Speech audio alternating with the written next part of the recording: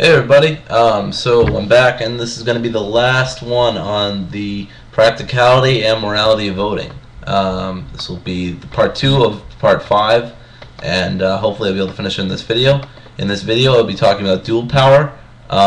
What is it? How could it be applied? What's it about? Closing statements on the series, my general thoughts on political action, anti-political action, outside the system, and final words. Okay, so I'm going to start off with dual power. Dual power, there's going to be a link in the description to a guy called Laughing Man, and he's going to basically describe for everyone what dual power consists of. But I'm going to try my hand at it just from memory. Dual power is basically to create an alternative system of competition, and it's basically alternative institutions that are alternative to the mainstream state-run institutions. They can be either done privately or mutually, or they can be done collectively. It does not really matter as far as I know. And then counter institutions are the institutions that are supposed to protect these alternative institutions. And if I'm wrong, Laughing Man will basically clarify what I've said or correct me. But basically that creates a dynamic in which the alternative institutions outcompete and outperform due to the market, the nature of the voluntary associations in comparison to the state, and the counter institutions will help protect the alternative institutions until a point of which the economic sphere subsumes the state and we have no need for it anymore. So that's the dual power in a nutshell, very, very small nutshell. If you want more info, like I said, look at the video in the description. And then, but to extrapolate on that, basically it would apply to any real realm. Let's say for the provision of law, you would have alternative private institutions. Let's say private in this case. You would have private law firms, and they would be competing with state firms. Now, obviously, you wouldn't want these above ground immediately. You'd want to start underground if you could, and then work your way up to get more customers. You know, do it on a sort of, I don't know, let's say a kind of anonymous basis, decentralized. That's the key, decentralized and anonymous, because when you are together, when you're under a hierarchy, when you're delegating your responsibility to other people, if you cut the person at the top, it all falls off, it all falls apart, at least for a while. But if you're decentralized, if you're more horizontal, if you're more anonymous, it's much harder to cut off the institution. It's much harder to kill it. Even the state would have a really hard time, because you'd have to kill basically every single member of the institution, because no one member is really more important than the other. They all have important roles. So that's how I see it, how I would see it work. But perhaps it would be different. Perhaps there would be a hierarchy. It'd just be a decentralized hierarchy, so it wouldn't be as bad if one person was cut off because they all had really important roles. Someone just had the fortitude to rise above everyone else, or something like that.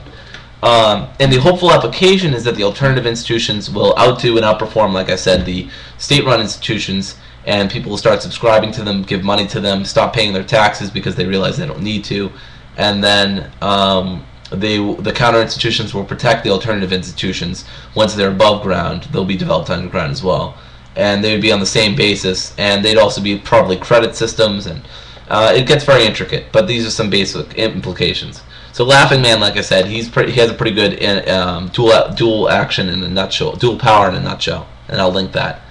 But yeah, it could be applied. I mean, with actual action. I mean, I've just spoken about how it could be broadly applied, but with actual action in your daily life, I mean, you could try to support cooperatives or smaller businesses, or businesses that don't really take advantage of state privilege. Even if they have state privilege and they could use it, they use it defensively, they don't use it offensively. Try to reward businesses that don't use the state as a means of oppression. So that could be one. Or you could start up your own. You could pool capital with your fellow workers or individuals or whatever, and you could get together and start an alternative institution and try to build up a counter one too. But that's just a skim outline of it. So I want to do some closing outlines on the series. I've had fun doing this. It's been really time consuming, of course. I've probably spent almost 3 hours in total talking about voting and the morality and practicality of it. And I mean, I think I've done a solid job of addressing everything I could. I think I always use an outline, a rough sketch, and I kind of go from there with my own thoughts on the fly a lot of the time. So my thoughts aren't always well organized. So, you know, if you ever see me say something that doesn't seem right, or that you want expanded on, or you just think it's plain wrong, you know, I'll try to explain it in the comments. Or if I don't feel like that's adequate, I'd message you, or, you know, I could make a video on it if you'd prefer. So those are my, basically I'm glad I did this, because it really, I'm really trying to set this message home that voting for anarchists and libertarians is just not a viable option. And this series is hopefully going to prove to a lot of libertarians, or at least make them question whether voting is really the best tactic, or even a necessary tactic to begin with. I think I may or may not link a few articles about, I'm going to link a few articles from voluntarius.com, I think that's what it's called, and they're all going to be anti-voting essays, and they're not too long, so hopefully you should be able to get through them. There's one from called Abstain from Beans. There's one why I wouldn't vote against Hitler by Wendy McElroy, and a few others that I may link. So political action in general, I've already said I'm not really against. Political action is a really general type of specific action, if that makes any sense. It's a specific type of action, but it can be very, it can be very useful if done without the state, if done without, but through some unjustified means. Sorry. And then anti-political political action, which Carson recommended, which I've already linked before, so I'm not going to link again. But he talked about political program for anarchists. I recommend the essay. It's definitely interesting. It's a new, fresh look at what politics could be for anarchists if they used it. I'm not sure I necessarily buy everything, but it's an interesting argument, and I think it's definitely worth looking up. Like I already said, I support outside the system activism. I support agorism. I support dual power, civil disobedience, and education. I didn't really bring up education. I should have, but I mean, I support protests.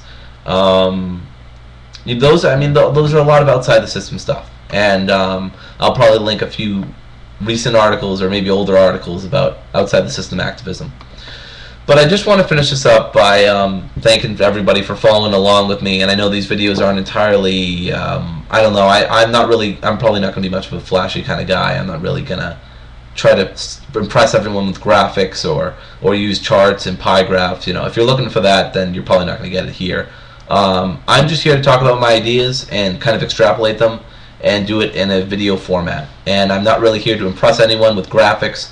I'm not really here to appeal to an audience. I'm just saying my thoughts, and whether you agree or disagree, you know, leave them in the comments, leave them at the message, talk to me on Facebook. But it's not really about big graphics or you know, me doing my my video shirtless. In the end, I was right. It was these videos are just, you know, they're just to get you to think. They're just to get anyone and everyone to think, and to liberate the mind eventually. And I'll probably have to lay that out more into philosophical detail at some point and see if that's even attainable. I mean, I've talked about it briefly before, but okay. Anyway, I'm ranting. So that's it for this series. I'm thinking about basically dashing away with a lot of bureaucracy of the names, and I'll probably just keep the title of it, and I'll get rid of the series that it is and so on, because you can guess what series is. I mean, once a new series starts, it'll have part 1 or video 1 or whatever.